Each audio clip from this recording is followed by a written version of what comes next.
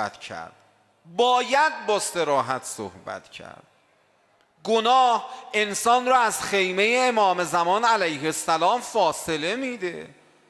از اون ور گناه نکن، ظرف قرار میگیره دلت برا محبت مهدی فاطمه، آتش دیدن او رو پیدا میکنی، بعد به مقام میرسی خودش هم دست تو میگیره بی تردید. تو همین زیارت روز جمعه عرض میکنیم السلام علیک یا نور الله، ای نور خدا، که از رهگذر این نور به بزرگترها اساءه ادب نکنم، برای جوونا میگم دختر و پسر، نور امام زمان تو دلت بیفته. یک، یهتدی به المهتدون، اگه دنبال هدایتی خود حضرت دست تو میگیره. دو، یفرج به عن المؤمنین، گره از کار مؤمنین باز میکنه. پاک کن، ظرف وجودی آماده بکن. چه کنیم؟ مشمول عنایت خاصه حضرت بشیم.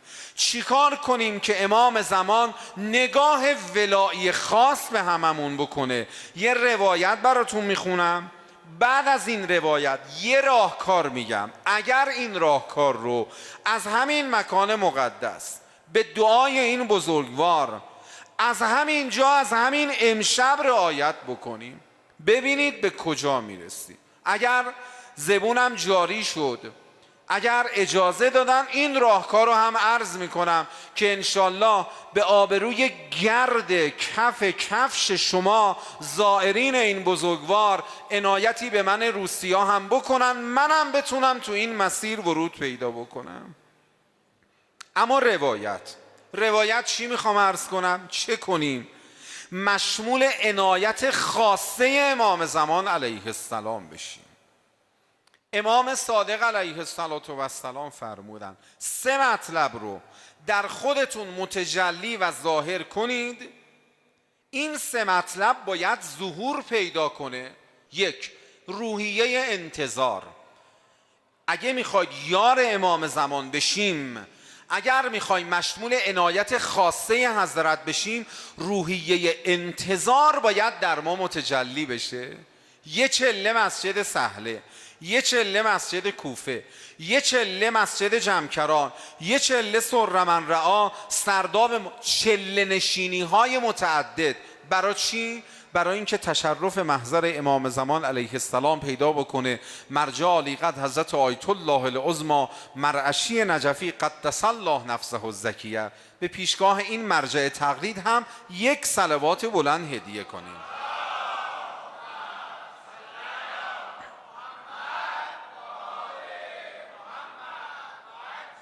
تو یکی از این چله ها تو سرداب مقدس میگه شمعم خاموش شد، ظلمت تو سرمن رعاهو گرفت.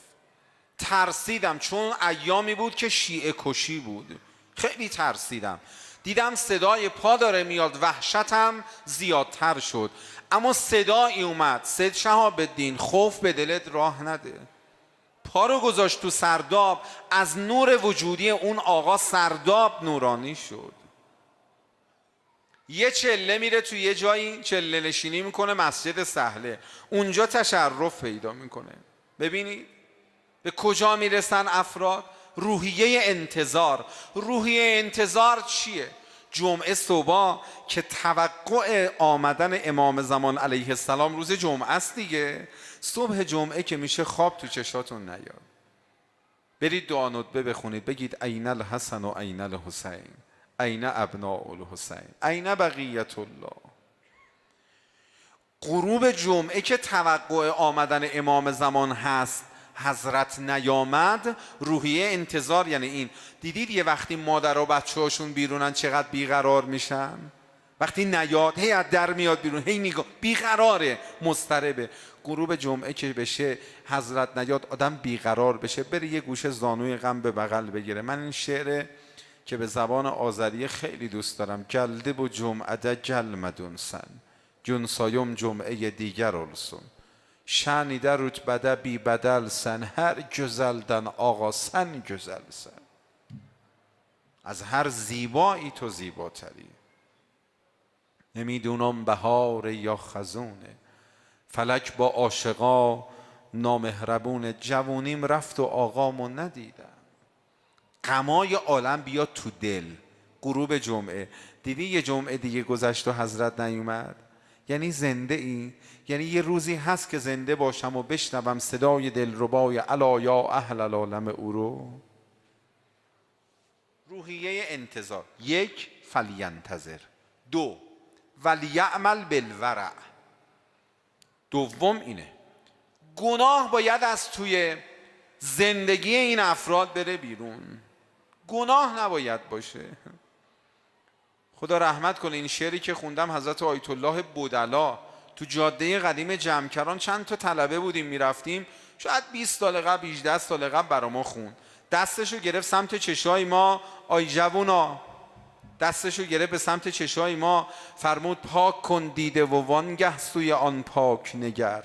چشم ناپاک کجا، دیدن آن پاک کجا. گناه کبوترای زیبای معنویت رو رم میده، بدم رم میده.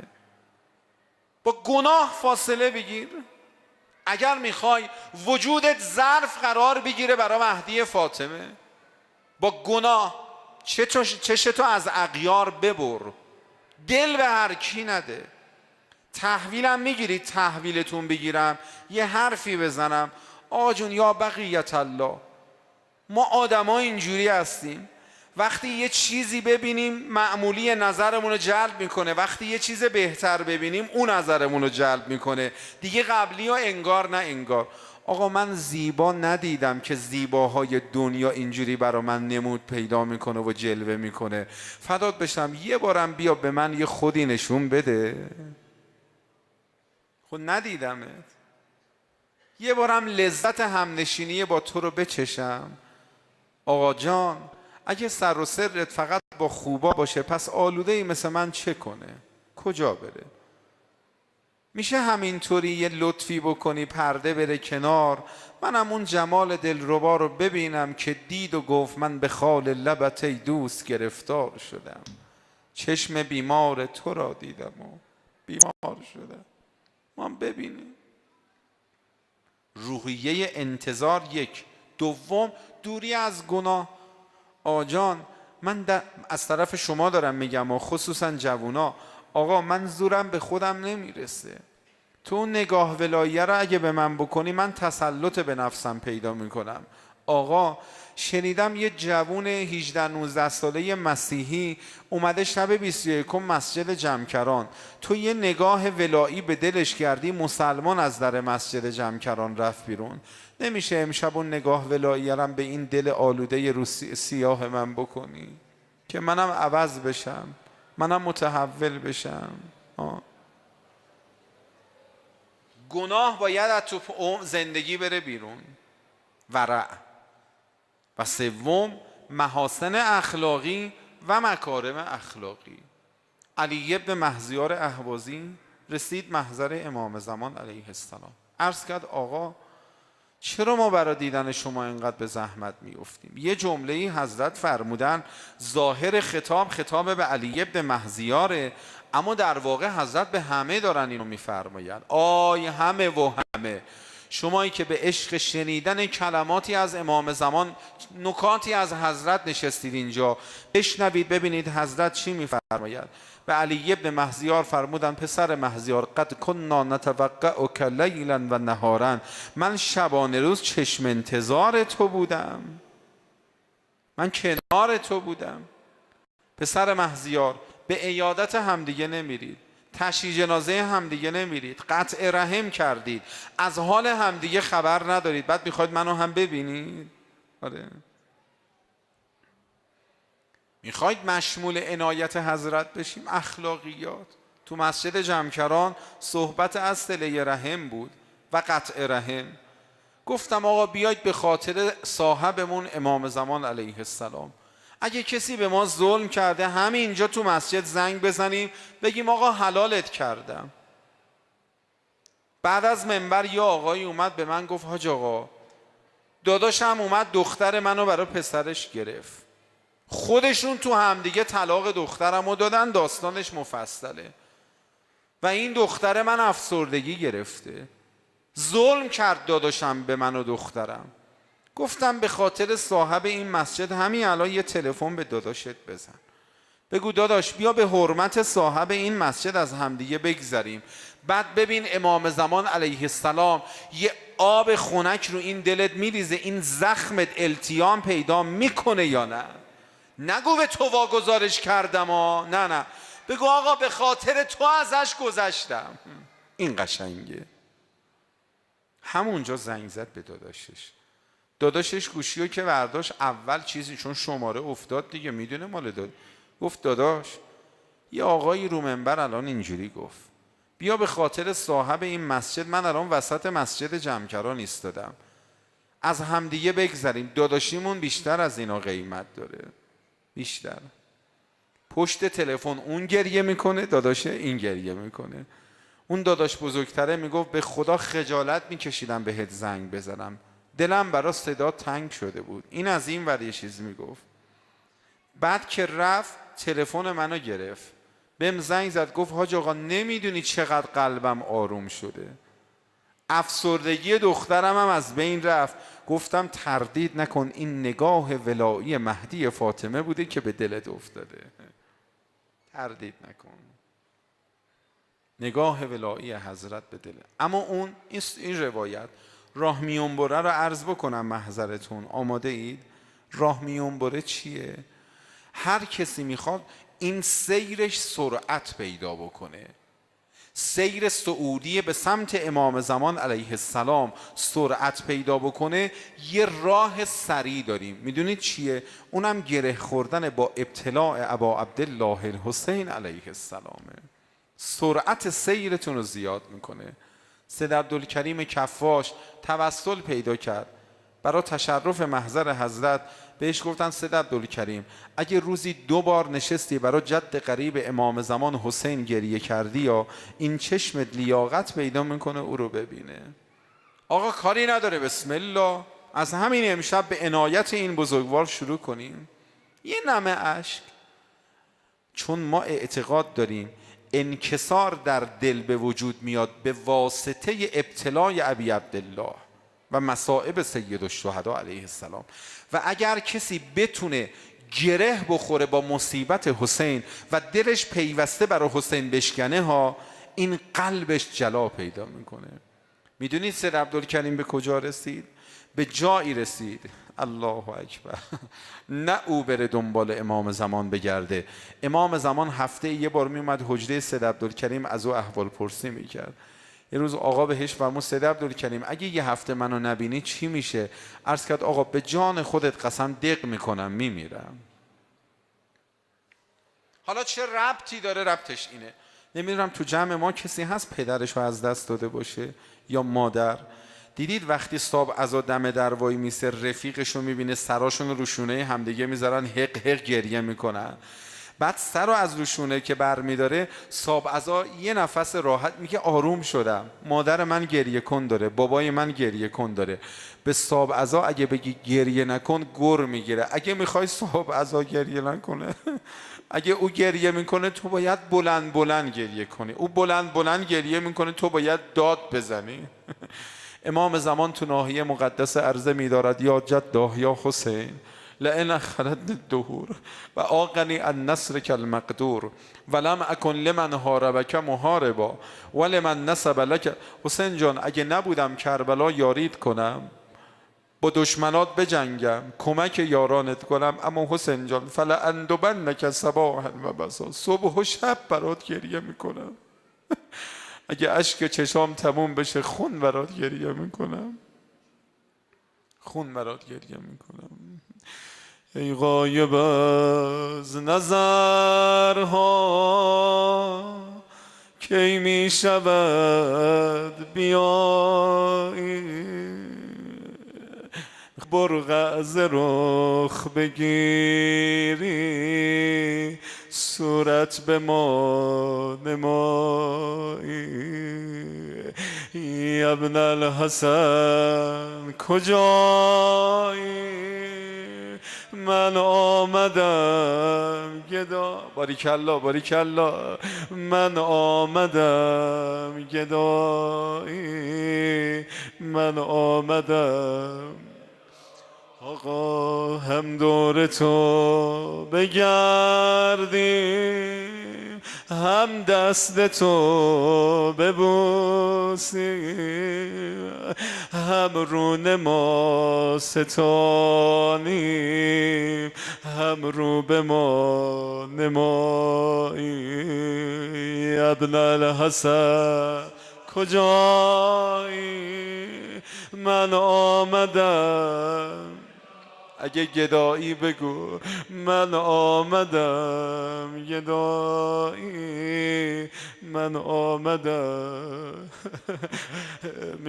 میدونم همتون حساسید به این چند تا کلمه که میخوام بگم. در کعبه در توافی یا زائر بقیع، آی آی آی در مشهد مقدس یا دشت کربلا، نمیدانم کجایی، اما به جان مادرت امشب یه نظری، یه محبتی، به جانم، به جانتون زینب یه نظری، یه عنایتی.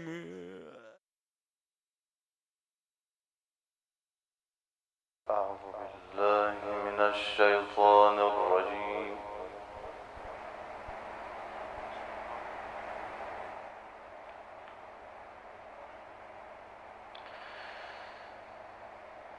بسم الله الرحمن الرحيم.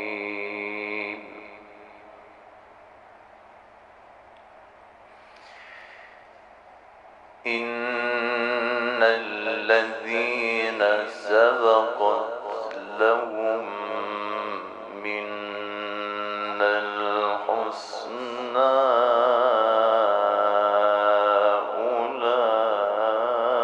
أولئك عنها مبعدون.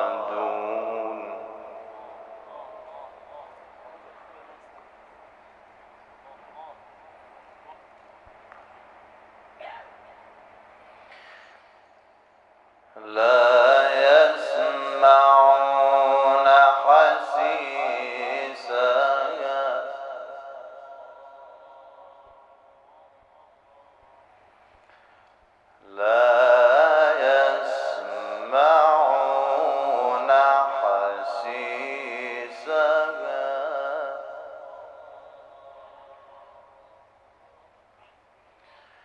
وهم فيما اشتهت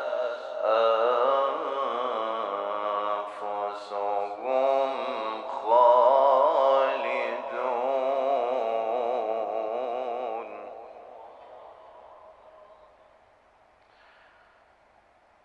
لا يحزنهم الفزع الأكبر.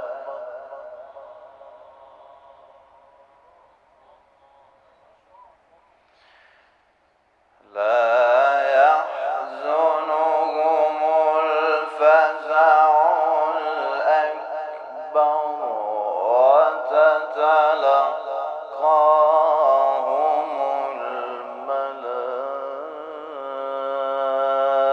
الملائكة هذا يومكم.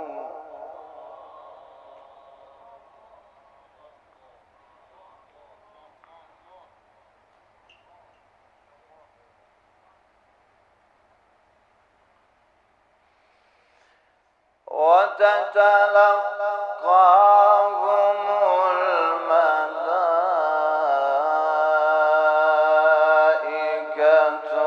هذا يومكم الذي كنتم توعدون.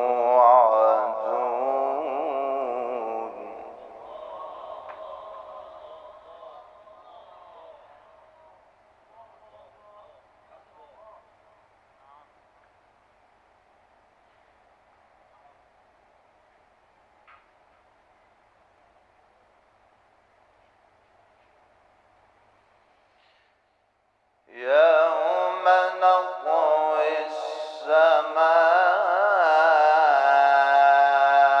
السماء كطي السجل للكتب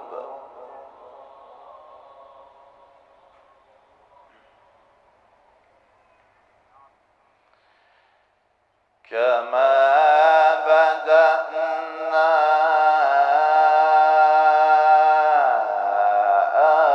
أول خلق نعيد وعدا علينا وعدا علينا وعدا علينا وعدا علينا وعدا علينا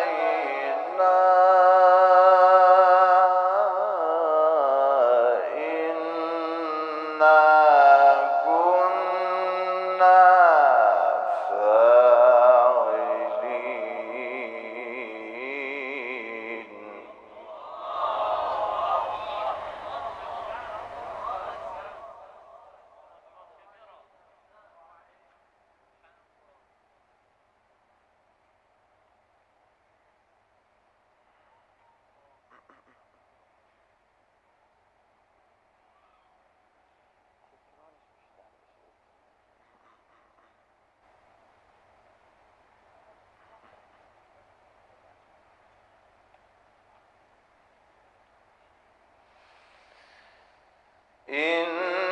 إن الذين سبقت لهم منا الحسنى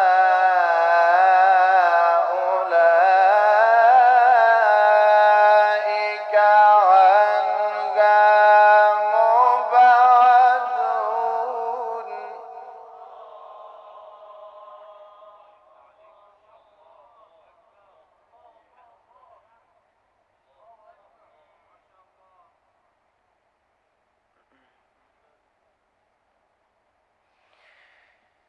إن الذين سبقت لهم منا الحسنى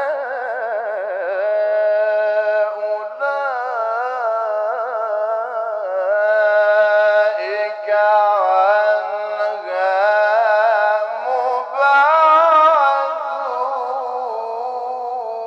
مبعدون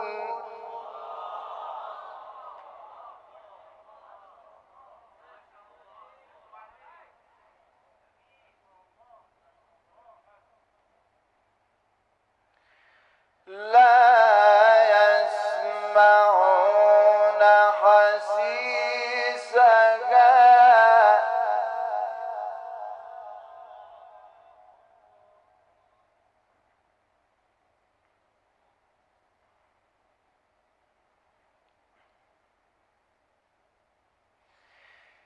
إن الذين سبقت لهم منا الحسنى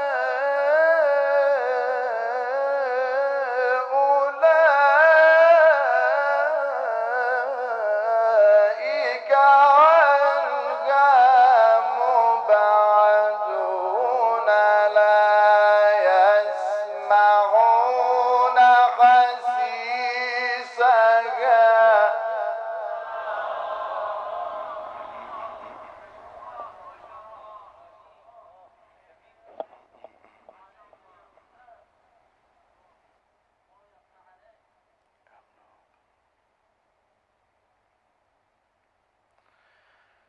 لا يسمعون حسيسها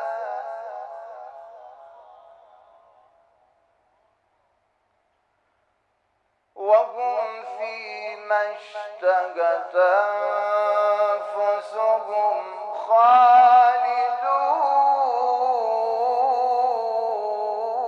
خالدون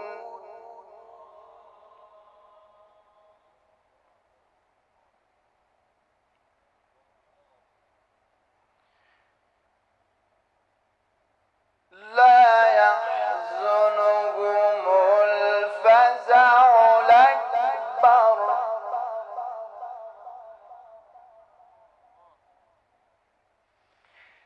لا يحزنهم الفزع الأكبر وتتلقاهم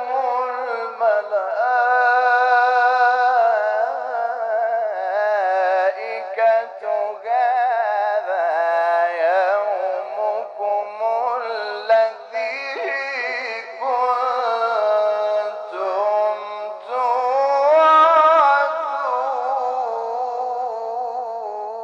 توعدون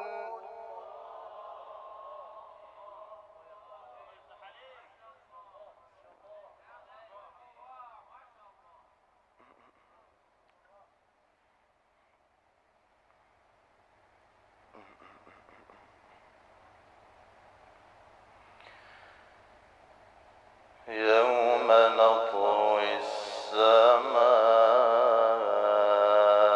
السماء كطي السجل للكتاب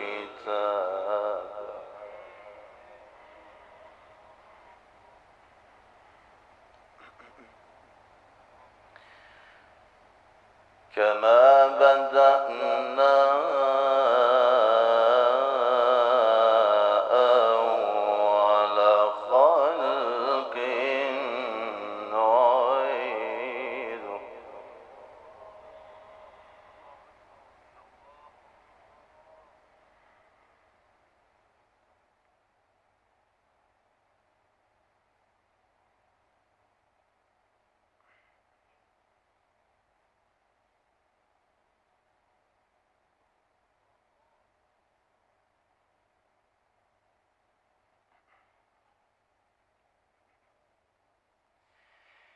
يوم نطوي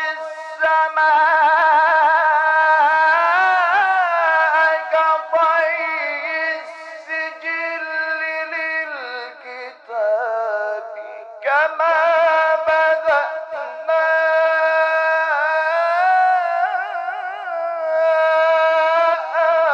أول خلق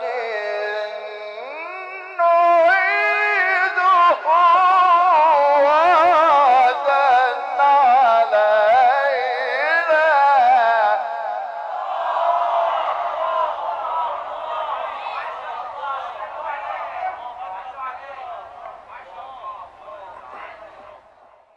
وعدا علينا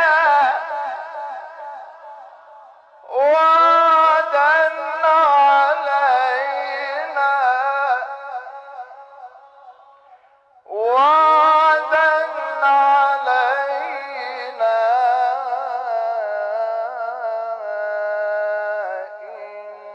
إنا كنا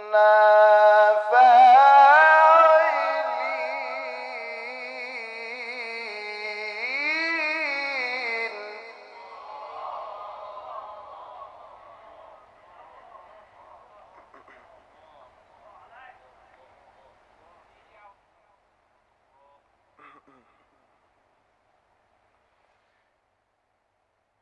لا يحزنهم الفزع الأكبر